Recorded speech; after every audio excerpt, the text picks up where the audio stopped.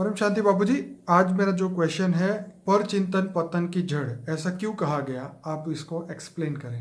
हाँ जी, देखो, आत्मा, मनुष्य आत्मा जब परचिंतन करती है तो लोगों के नेगेटिविटी के बारे में सोचती हैं। चाहे अकेली हो, सूक्ष्म में अकेली बैठी हो, घर में अकेली, तो दूसरों के लिए चिंतन करती है। और दूसरों की अच्छाइयों का तो चिंतन कोई नहीं करता। या ग्रुप में बैठे हैं, 4-5 सहेलियां बैठी हैं, 4-5 मित्र दोस्त बैठे हैं, तो दूसरों के बारे में चिंतन करते हैं। उसमें जो नेगेटिविटी है उसके बारे में ये सोचते रहते हैं। तो जैसे किसी की अगर अच्छाई के बारे में सोचते हो तो तुम्हारे अंदर अच्छाई आएगी, मगर अच्छाई के गुण के बारे में आएगी, नहीं अच्छा है ये गुण हो, ऐसा करना चाहिए, ऐसे सोचना चाहिए। या स्वचिंतन, आत्मचिंतन के बारे में सोचेंगे तो आत्मचिंतन, स्वचिंतन करो, तो ये पर चिंतन है। तो पर चिंतन हमेशा नेगेटिव लोगों का ही सोच होती है, और वो पर चिंतन करने से लोगों का नेगेटिव कचरा तुम्हारे पास आता है।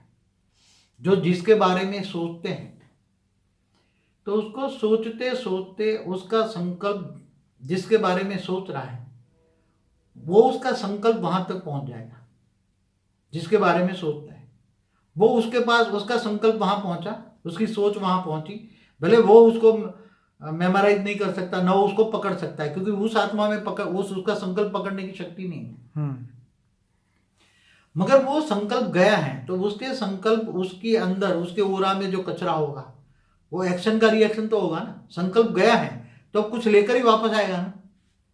तो उस आत्मा का कचरा लेकर, उसकी आत्मा में ओरे, अगर वो आत्मा भी ऐसी है, ब्लैक ओरे में बैठी है, उसका ओरा ब्लैक है, तो बार बार ब्लैक ओरा ही आएगा ना।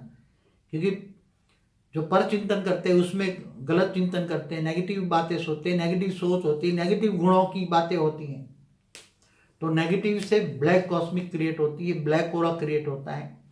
और ब्लैक ओरे से सामने वाला का भी ब्लैक ओरा, एक्शन का रिएक्शन आता है, और तुम्हारा ओरा भी नेगेटिव सोच से धीरे धीरे धीरे ब्लैक ओरा बन जाता है। चाहे एक बैठा हो या ग्रुप में बैठे हो तो पूरा घर ओरे से बन जाता है। उसका एटमोस्फियर में, उसका 5-7 बैठ कर सोच रहे नेगेटिव नेगेटिव नेगेटिव नेगेटिव, तो 2-4 घंटे अगर नेगेटिव सोची, आधा घंटा नेगेटिव सोचा, तो चारों ओर नेगेटिव वायुमंडल बन जाता है।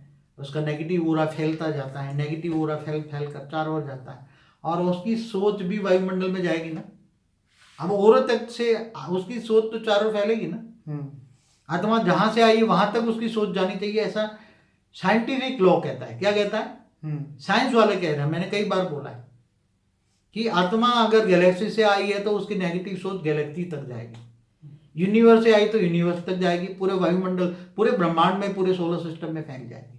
केवल स्थूल जगत नहीं, स्थूल का वायु खराब करेगी, सूक्ष्म में भी वायु खराब करेगी, पूरा वायुमंडल। तो वायुमंडल जो बनता है, तो वायुमंडल किसके सोचने से बनता है? मनुष्यों की सोच से वायुमंडल बनता है।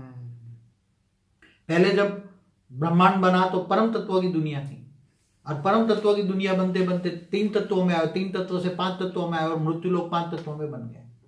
तो वही आत्मा थी जो परम तत्वों वाली आत्मा थी। उसका शरीर परम तत्वों की थी, सोच भी परम तत्वों की थी, बुद्धि भी रिफाइन थी, बुद्धि भी पवित्र थी, मन वचन कर्म से पवित्र था।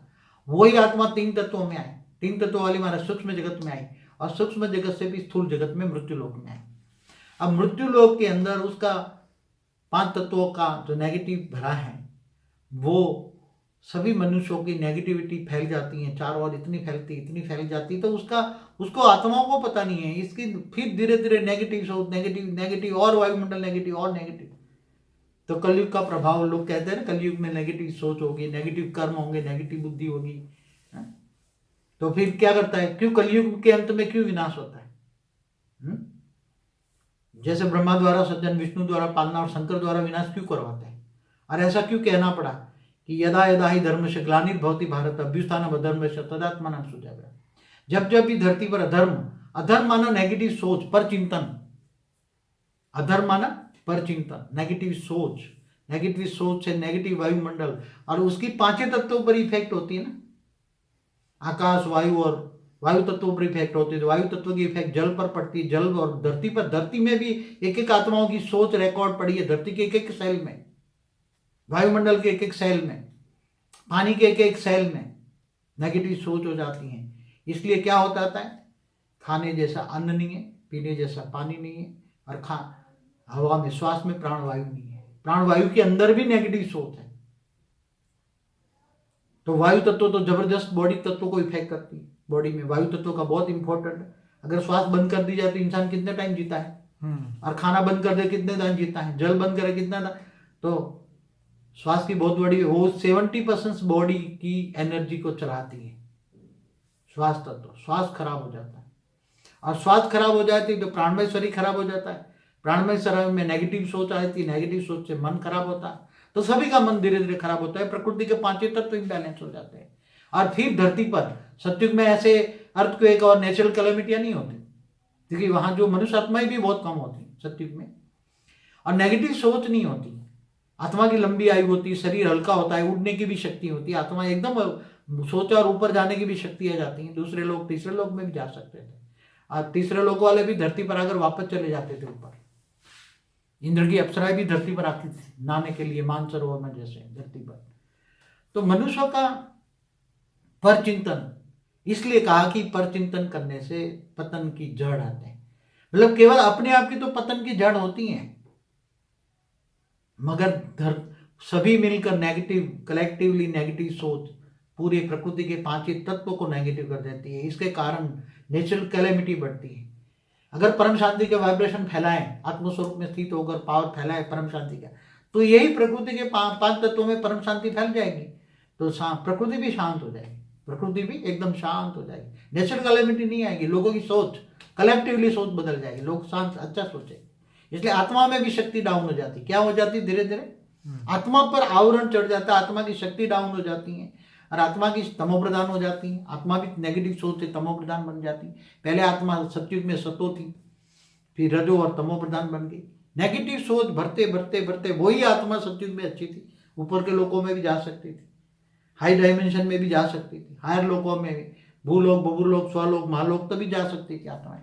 वही अंत में फंस गई, मनुष्य बन गई। इसलिए स्वचिंतन करो, आत्मचिंतन करो। मैं एक ही राय दूंगा, स्व को, अपने आप को जानो, तुम आत्मा हो, आत्मा ही शरीर की चलाती है, और आत्मा में पावर कम हो गई है। आत्मा में चाहिए परम प्रकाश चाहिए। आत्मा में क्या चाहिए? आत्मा की खुराक क्या है? जैसे शरीर की खुराक है ना, ऐसे आत्मा की खुराक क्या है? परम प्रकाश, डिवाइन लाइट।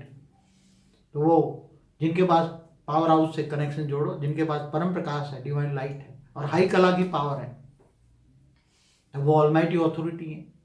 ऑलमाइटी ऑथोरिटी वो सभी आत्माओं का ग्रेट ग्रेट ग्रैंड फादर है। उससे कनेक्शन जोड़ो, आत्मा में पावर आएगी, और धीरे धीरे परम शांति का वाइब्रेशन फैलाओ। परम शांति से तुम्हें भी शांति मिलेगी, और धीरे धीरे सारी दुनिया को परम शांति फैलेगी। बस। चलिए बाबूजी, बहुत बढ़िया आपने समझाया। अभी सभी लोग जो है पर चिंतन छोड़ के स्वचिंतन करेंगे, अपने आप को याद करेंगे, अपने आप को देखेंगे, अपने आप को ढूंढेंगे। सो मैंने खुद को जाने और खुद को याद करें, आत्मस्वरूप को याद करें जी। तो यही जो रियल टेक्निक है, यही बाकी रहे। स्वस्वरूप में स्थित होना ही स्वचिंतन है जी। तो यही अभी सभी आत्माएं प्रैक्टिस करें और इस चीज़ को आगे बढ़ाएं, क्योंकि पर चिंतन करते करते तो इतना समय धरती लोक पे बीत गया। अब सोच चिंतन करके देखिए तो ज़िंदगी में कैसा बदलाव आता है वो आपको पता चलेगा। और इस वीडियो के लिंक में सभी प्लेलिस्ट की लिंक मिलेगी। आप डिस्क्रिप्शन बॉक्स में भी बहुत सारे लिंक दिए हैं। ऐप भी बापूजी का है एंड्रॉयड वाला, अगर मोबाइल में यूज़ करते हैं तो वहाँ भी आपको लिंक मिलेगी।